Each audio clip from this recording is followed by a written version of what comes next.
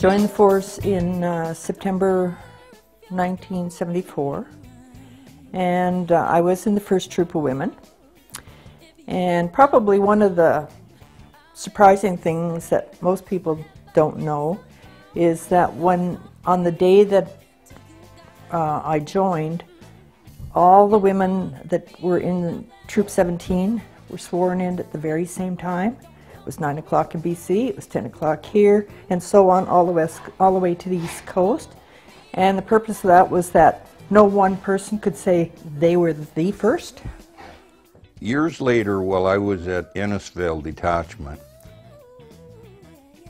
the TV station wanted to do a reenactment of the first RCMP dog tracking that took place in the 1920s.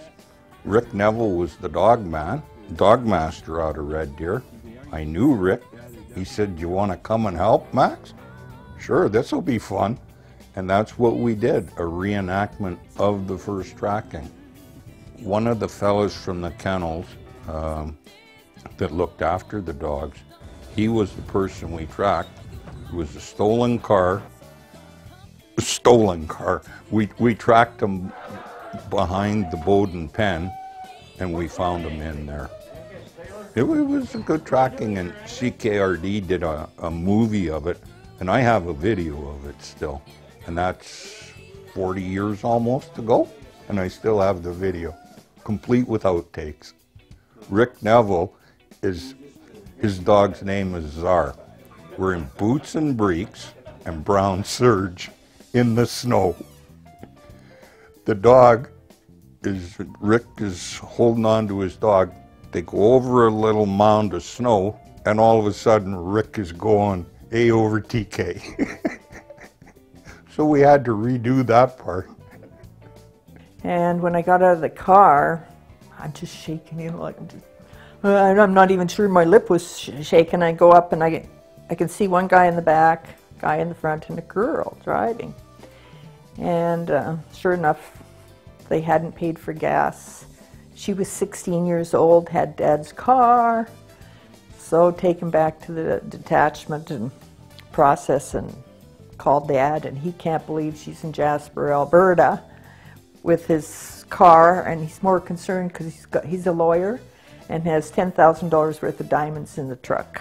Can you go and check the trunk? He didn't care about anything else. I would start with, I really enjoyed my 5 years in Fort Macleod. I was there. I went there in '72, and I was talking to the druggist one day, and what they had done is they went out and rented, or didn't rent, they owned 8 horses, and they hired 8 students, and their job was to ride out of the fort 2 times a day, down and go up the main street, down the secondary main street, and back to the fort to advertise the fort. I was in the drugstore, and the old druggist whom I got to know, and I can't think of his name, advised me that they were pretty good show, but he didn't like the deposits the horses kept leaving on the street.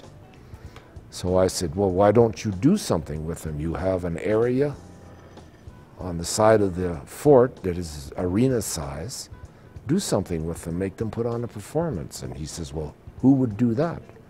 I said, well, I could do it. He went home, told his wife, who was on the fort's board.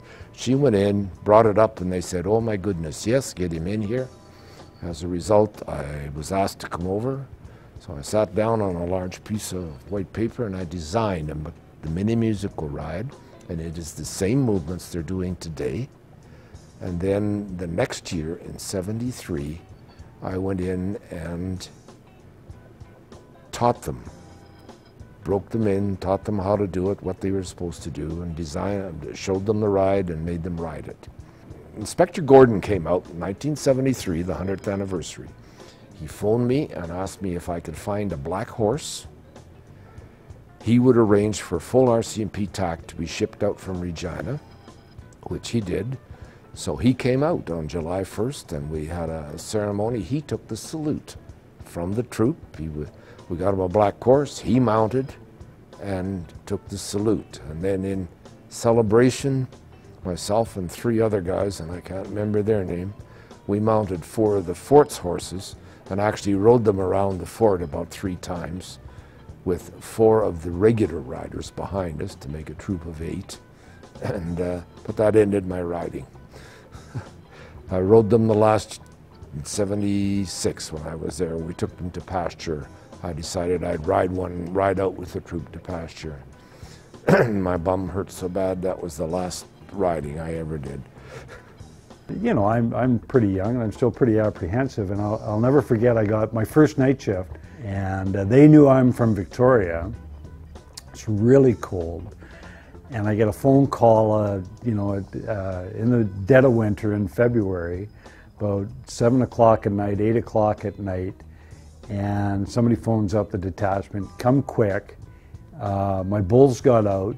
He's at the junction of Highway 41 and 14, and he's peed all over the highway, and his car's going in the ditch everywhere. So off I go. There I go. And well, of course, these guys are sitting out there. They're just waiting for me, right? Times have changed. I would think that I would like to do it again, even the way it is now, but I'm fully aware, as I said, I'm repeating myself, I'm fully aware it's not the same. It was fun. Fun in a sort of a way, but not humor fun, but well, we added some of that.